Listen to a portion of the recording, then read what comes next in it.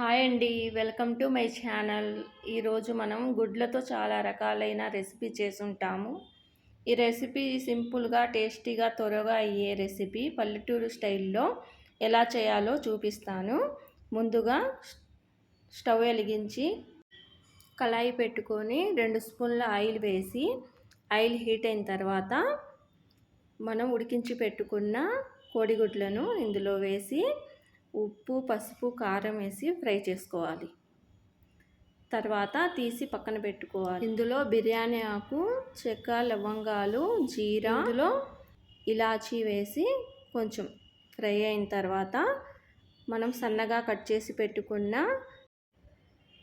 Onions ముక్కలు వేసి కలపాలి. ఆనియన్స్ త్వరగా ఫ్రై అవ్వాలంటే సాల్ట్ వేసి ఫ్రై చేస్తే తొందరగా ఫ్రై అవుతాయి. తర్వాత కొంచెం పసుపు వేసి కలపాలి.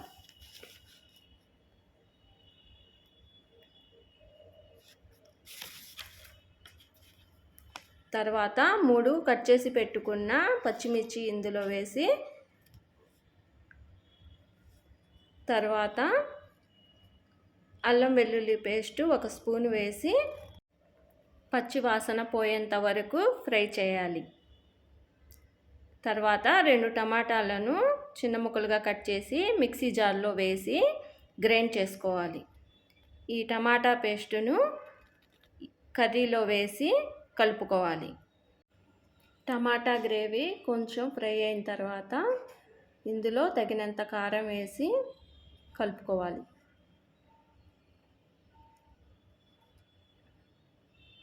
తర్వాత ఈ గ్రేవీ ఉడకడానికి తగినంత వాటర్ పోసి ఉడకనివ్వాలి.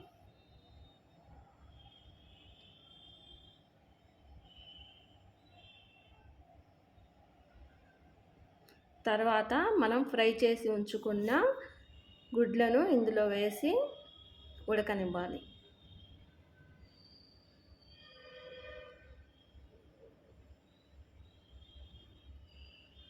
కట్ చేసి పెట్టుకున్న కొత్తిమీర వేసి స్టవ్ ఆఫ్ చేస్తే ఎంతో రుచికరమైన ఎగ్ కర్రీ రెడీ అయ్యింది. మీరు కూడా ట్రై చేసి మీకు ఎలా వచ్చిందో ఈ కర్రీ చెప్పండి. ఈ వీడియో మీకు నచ్చితే సబ్స్క్రైబ్ చేయండి, లైక్ చేయండి, షేర్ చేయండి.